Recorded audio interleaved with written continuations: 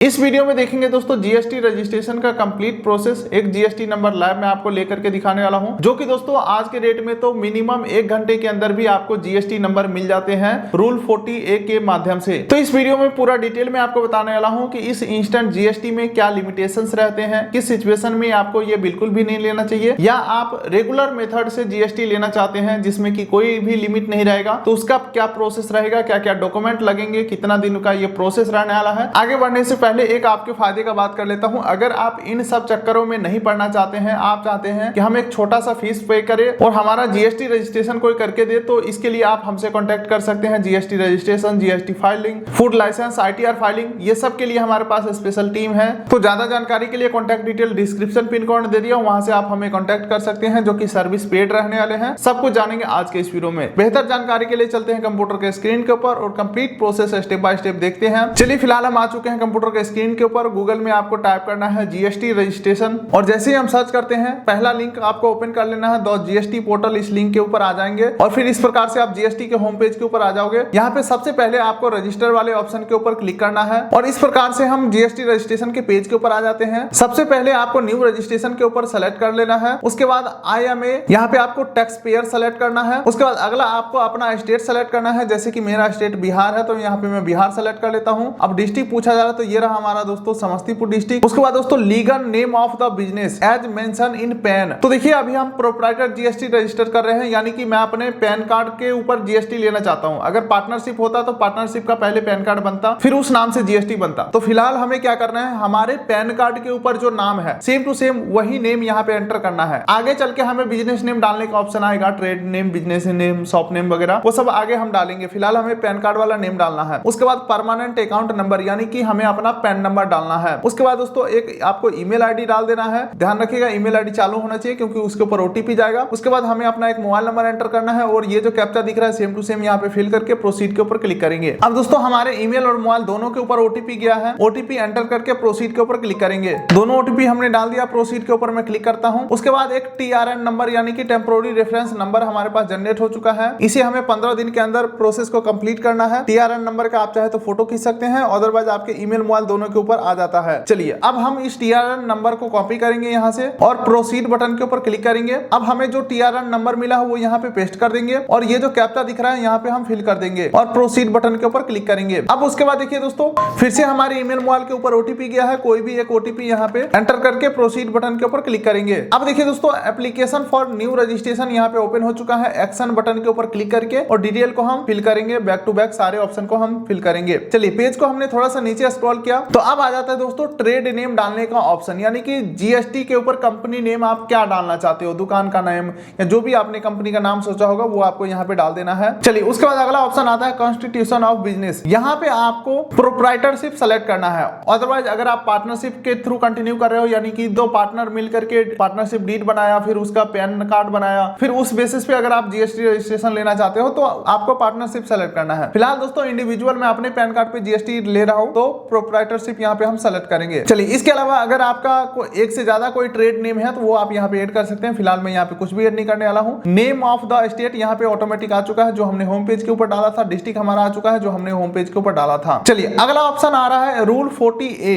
जो कि हमने वीडियो के स्टार्टिंग में आपको बताया था कि अगर आपका monthly sale tax value 2.5 lakh या उससे ज्यादा बनता है तो आप इस ऑप्शन के थ्रू इंस्टेंट जीएसटी नहीं ले सकते। आपको रेगुलर जीएसटी प्रोसेस के थ्रू जीएसटी लेना होगा, जिसमें ऑफिसर आपके एड्रेस के ऊपर भी आ सकते हैं, जिसमें ऑफिसर प्रॉपर आपका डिटेल वगैरह चेक करके फिर जीएसटी नंबर इशू करते हैं। ये मिनिमम 3 दिन का समय लग जाता है और मैक्सिमम 2 महीने तक का समय होता है रेगुलर जीएसटी में। ये आपके एरिया के ऊपर डिपेंड करता है। इसी के साथ साथ अगर आपके मन में ये सवाल है कि भाई अभी हमारा जो बिजनेस है वो छोटा है, सेल टैक्स हमारा मंथली 2.5 लाख से नीचे रहेगा, तो मेरे हिसाब से आप इसे ले सकते हो। लेकिन जब आपका टर्नओवर बड़ा हो जाता है, सेल टैक्स वैल्यू ज्यादा हो जाता है, तो फिर आप इसे क्विट करके और रेगुलर में रजिस्टर कर सकते हो। इसके लिए बस एक ही कंडीशन है कि 1 महीने का जीएसटी जो फाइलिंग है आपको पुराने वाले में होना चाहिए, यानी कि ये 14A में होना चाहिए। चलिए दोस्तों अब अगला यहाँ पे क्वेश्चन आ रहा है, रूल 40A को इनेबल डिसेबल करने का ऑप्शन आ रहा है। तो इसके बारे में वीडियो के स्टार्टिंग में ही हमने आपको बताया था कि अगर आपका monthly sale tax value 2.5 lakh या उससे ज्यादा है तो आप इस ऑप्शन के थ्रू जीएसटी इंस्टेंट नहीं ले सकते हो। यानी कि ये जो है इंस्टेंट जीएसटी लेने का ऑप्शन है, अगर आप इसे यस करते हो तो आपको जो जीएसटी है सेम डे मिल जाएगा। लेकिन दोस्तों इसके लिए कंडीशन ये है कि आप जो मंथली बिल इशू करोगे उसमें टैक्सेबल वैल्यू जो है वो 2.5 लाख से कम होने चाहिए। इसी के साथ साथ अगर आपको लगता है कि अभी हमारा बिजनेस छोटा है, टैक्स इससे कम ही बनेगा, तो इस केसेस में अभी आप इसे ले सकते हो। और जब आपका टैक्सेबल वैल्यू 2.5 लाख से ज्यादा होगा और जब आपका इनवॉइस टैक्स वैल्यू 2.5 लाख से ज्यादा हो जाएंगे मंथली, तो आप इसे क्विट करके और रेगुलर में रजिस्ट्रेशन कर सकते हो। लेकिन दोस्तों मेरा बात मानो तो आप रेगुलर रजिस्ट्रेशन के साथ ही जाओ, ये सब जो झंझट है एक ही बार में खत्म हो जाएगा। चलिए उसके बाद अगला ऑप्शन आ जाता है रीजन टू ऑब्टेन रजिस्ट्रेशन, यानी कि जीएसटी आपको क्यों चाहिए। तो यहाँ पे आप सबसे कॉमन ऑप्शन सेलेक्ट कर सकते हो वॉलंटरी बेसिस पे,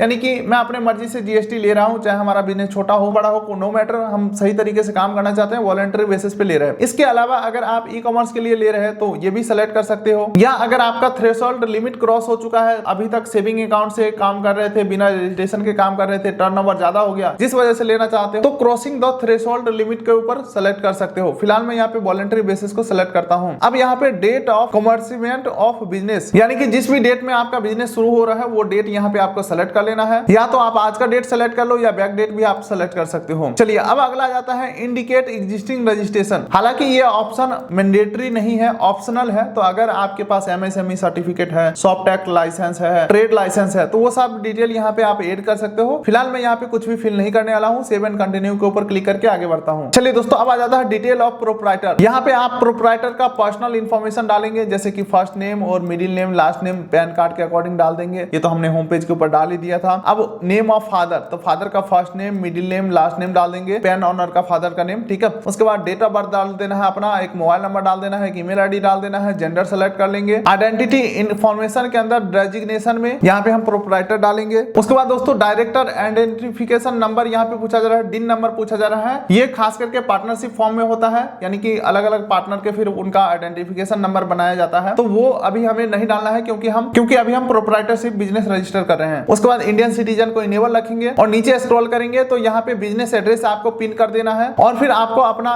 country, pin code, state, district, city, landmark, ये सब बिजनेस के अकॉर्डिंग यानी कि ऑफिस एड्रेस के अकॉर्डिंग यहाँ पे फिल कर देना है। उसके बाद दोस्तों नीचे आ जाता है डॉक्यूमेंट अपलोड करने का ऑप्शन। चलिए दोस्तों ऊपर का सारा डिटेल फिल करने के बाद आपको यहाँ पे अपना फोटोग्राफ अपलोड करना है, जिसमें कि या तो आप यहाँ पे अपलोड कर सकते हैं या आप यहाँ से टेक पिक्चर के ऊपर क्लिक करके फोटो को कैप्चर भी कर सकते हैं। चलिए दोस्तों अगला हम आ जाते हैं ऑथराइज्ड सिग्नेटरी वाले पेज के ऊपर। नीचे स्क्रॉल करेंगे तो इस पेज के ऊपर आपको प्राइमरी ऑथराइज्ड सिग्नेटरी को यहाँ पे इनेबल कर देना है। इससे क्या होगा, प्रोप्राइटर बिजनेस में जिनका पैन कार्ड यूज हो रहा है वही ऑथराइज्ड सिग्नेटरी होते हैं, तो इसे मैं सेलेक्ट कर लिया हूं। तो उसके बाद अगला हम आ चुके हैं ऑथराइज्ड सिग्नेटरी वाले पेज के ऊपर। यहाँ पे आपको प्राइमरी ऑथराइज्ड सिग्नेटरी को सेलेक्ट कर लेना है, यानी कि प्रोप्राइटरशिप बिजनेस जो है जिनका पैन कार्ड है वही मेन ऑथराइज्ड सिग्नेटरी हो जाते हैं। उन्हीं का डिटेल डालना है, first name, middle name, last name. उसके बाद उनका फादर का first name, middle name, last name डाल देंगे, डेट ऑफ बर्थ डाल देंगे, मोबाइल नंबर, ईमेल आईडी डाल देंगे, जेंडर सेलेक्ट कर लेंगे, पीछे वाला ही अटैच कर देना।